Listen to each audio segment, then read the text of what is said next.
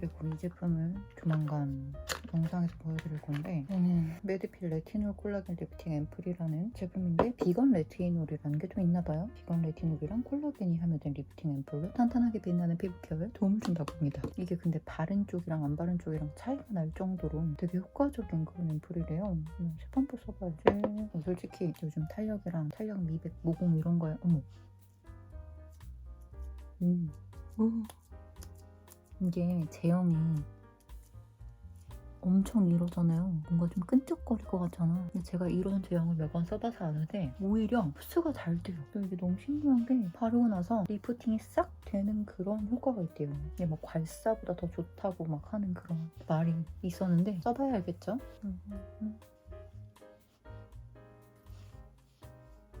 요즘에 머리에 피가 안 통하는 느낌이지? 이렇게 해서 리프팅 앰플까지 맞췄습니다. 진짜 효과가 있었으면 좋겠네.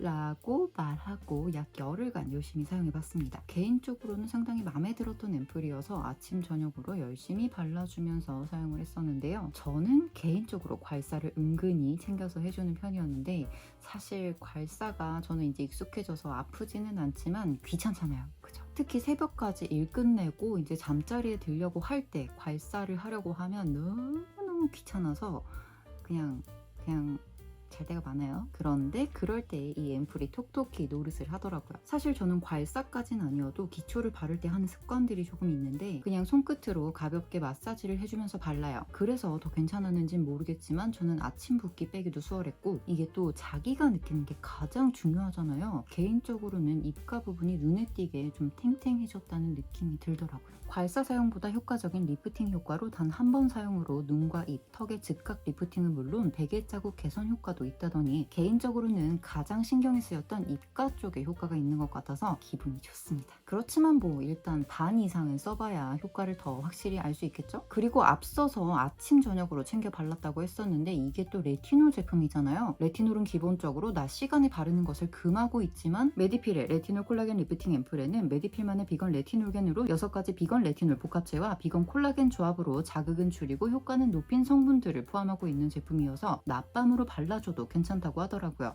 물론 저는 낮 시간에 바를 때 자외선 차단제는 꼭 발라주었습니다. 필수예요. 아무튼 써보니까 일단 쫀쫀한 실타래 앰플이라 신기했는데 아무래도 영양을 응축한 제형이라 끈적일 거라는 생각이 들 수 있거든요. 근데 그렇지가 않아요. 끈적임 없는 촉촉한 피니쉬로 탄탄하게 채우는 수분과 영양감이 기분 좋은 앰플입니다. 제가 처음 사용해 볼 때도 이 실타래 제형에 대해서 상당한 호감을 가지고 있었는데요. 실타래 제형에 대한 긍정적인 기억도 있었고 무엇보다 제가 예상했던 딱 그대로의 사용감을 가지고 있어서 더 만족하고 사용할 수 있었던 것 같아요. 여러분, 쫀쫀하게 늘어나는 영양이 응축된 제형을 가지고 있다고 무겁다고 생각하면 안 돼요.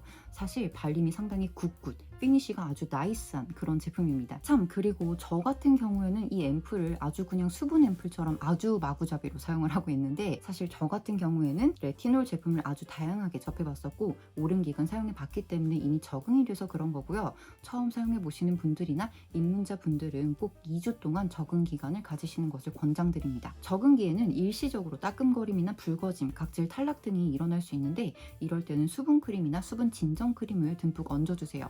그렇게 2주가 지나고 나면 그때서야 바로 레티놀의 진가가 드러납니다. 약 2주가량은 격일로 쌀알 크기만큼 적용 부위를 적게 해서 좀 사용해 보신 다음에 이게 좀 적응이 되었다, 2주가 넘어갔다 했을 때는 양을 조금 더 늘리시고 적용 범위를 조금 더 늘려가면서 사용해 보시는 것이 좋고요. 혹시 첫 사용부터 나는 레티놀에 대한 반응이 따로 없었다라고 하셨더라도 2주간은 격일로 사용해 보시면서 피부 상태의 변화를 좀 보시는 것을 추천드리고 싶어요. 더불어 이 제품 같은 경우에는 분명히 레티놀이 들어간 제품이고 그렇다 보니까 비타민C가 들어간 제품이나 필링이나 스크럽젤을 사용한 뒤에 사용하시는 것을 권장하지 않습니다.